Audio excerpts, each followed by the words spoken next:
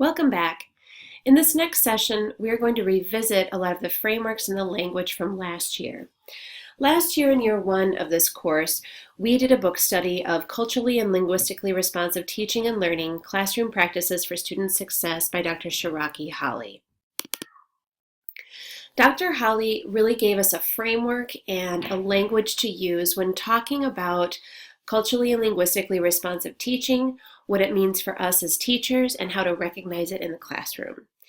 He describes it as the validation and affirmation of the home or indigenous culture and home language for the purposes of building and bridging the student to success in the culture of academia and mainstream society. He helped us realize that not all students walk in knowing how to do school or how to live school. We make a lot of assumptions that students show up and so they know how to do what we expect of them in school. And that's not always the case. Students come from different home cultures, and we need to make sure that we as teachers are the bridges for them into the culture of academia. The culture of academia is itself its own culture.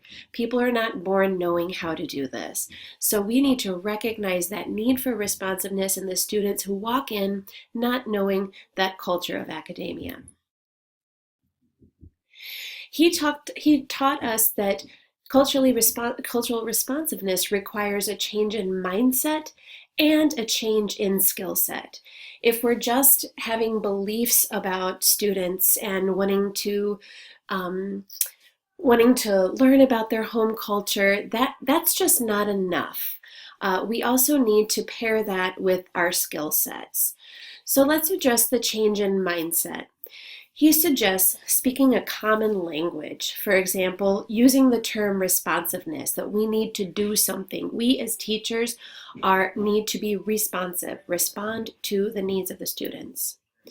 He also suggests that we listen to our deficit monitor. Instead of focusing in on what kids walk in without, we really need to change our mindset into what kids walk in school with, and really build on those talents. We also need to get acquainted with our own race, ethno-identity.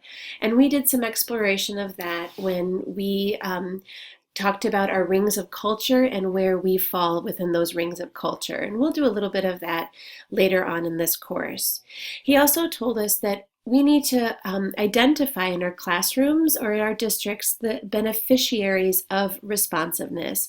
And after looking at our data, I think we pretty much have identified some of those areas of responsiveness in those student groups who require this responsiveness.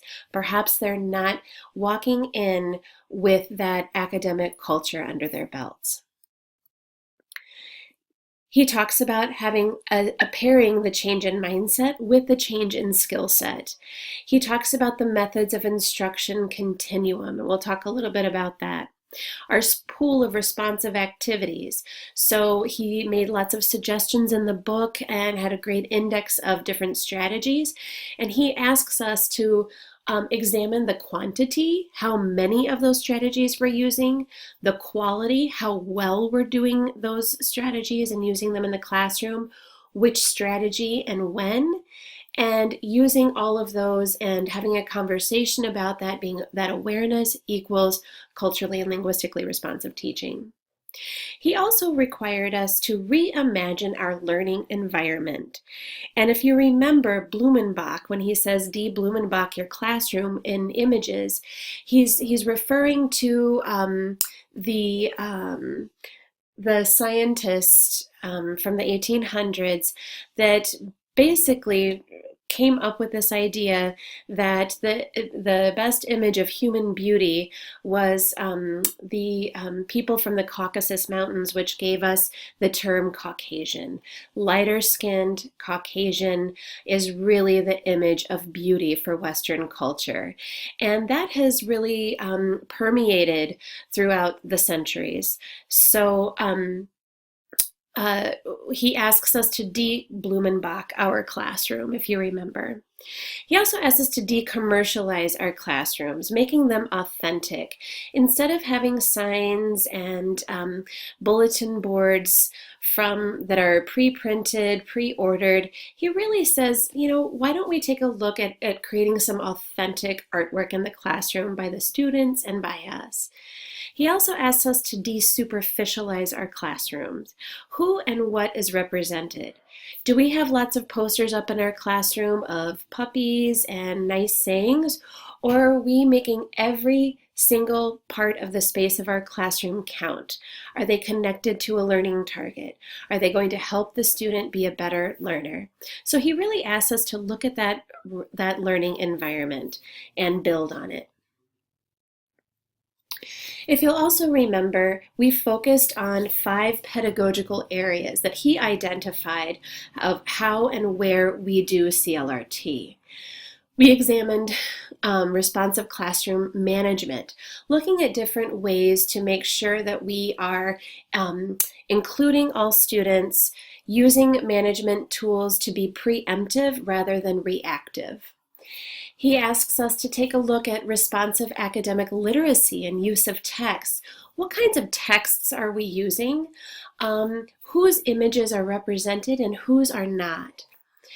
He has us to look at responsive academic vocabulary, and we are doing a lot of work on this in the district at the elementary level, but really talking about what is that academic vocabulary and what is interpersonal vocabulary, and making sure that we're building and bridging those two types of vocabularies.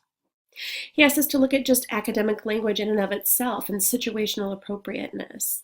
So if students walk in and they are speaking their home language and don't know how to use academic vocabulary, whether it's sentence frames, whether it's talking about cause and effect, what have you, that we need to make sure that we're validating and affirming students' home language. Yes, you speak this language at home. That's amazing. I want you to bring that into the classroom, and I'm going to show you how we talk in school, instead of saying, no, don't speak that way. So using those skills to make sure that students know where and when to use academic language. You certainly wouldn't use it with your grandma at home.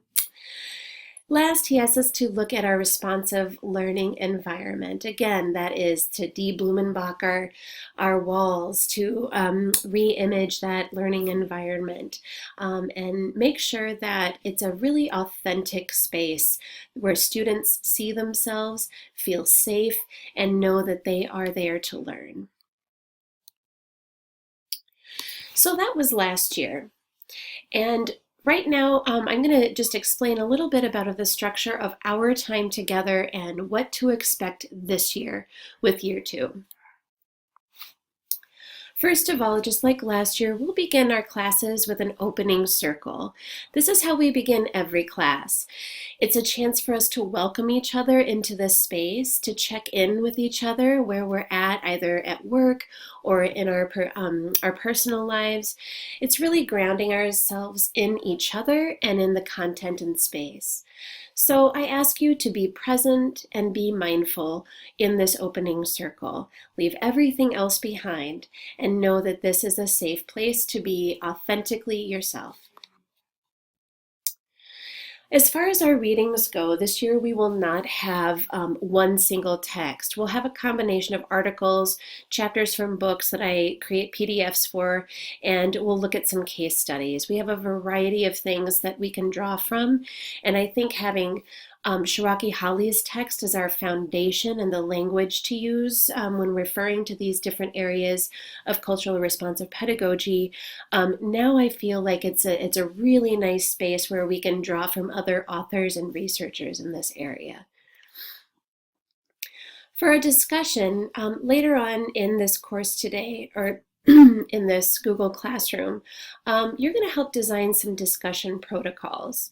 We're going to be talking about some subject matter that might be kind of difficult and it might push your thinking a little bit, or push the thinking of other people in the class. And so we need to make sure that we create a safe space for people to not only be authentic, but to take risks in their thinking and to try out new ideas. So we're going to ask ourselves to just gently hold ourselves accountable to the protocols that we create. Really practice listening and learning from one another's experiences.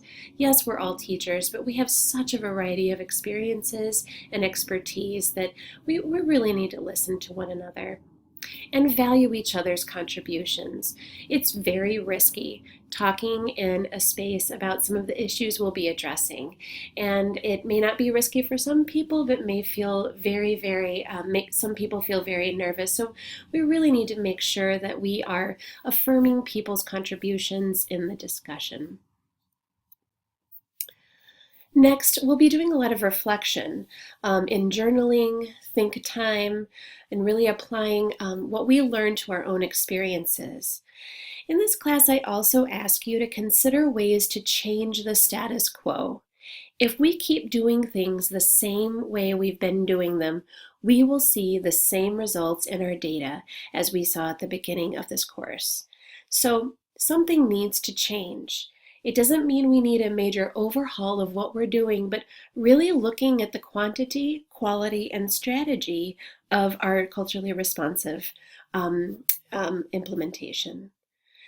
And allow for a little disequilibrium. And I want you to really sit in being uncomfortable with some ideas. Really sit in being uncomfortable with perhaps even your own reflection. Sometimes we'll be addressing some things and you think, wow, gosh, I should have been doing this the whole time, or I'm not doing this enough. I want you to just sit in that for a little while. Because I think if we jump to conclusions about ourselves, it's just like jumping to conclusions about our students, we may be reactive, and I want us to be proactive. So that's okay if you're feeling a little uncomfortable. That's what this reflection time is for. And we'll end every class with a closing circle, kind of to bookend the class. This is a time to share out, give feedback about the course, give feedback about information that was discussed. We'll bring up topics that you still might be thinking about, so that I know to be planful and mindful for the next class. This is where we support each other, and most of all, this is where we listen to each other. So I hope that gives you a framework for what class will look like, not too different from last year. So next, I would like you to just be able to post any questions, comments, or concerns about the class for this year. If you don't have any comments or concerns, post some sort of affirmation. But I want you to go to the Google Classroom, go to Stream, find the assignment called Questions, Comments, or Concerns, post your comment to the group, and make sure to read others' questions as the weeks go on. I'll pause the video now so that you can do that.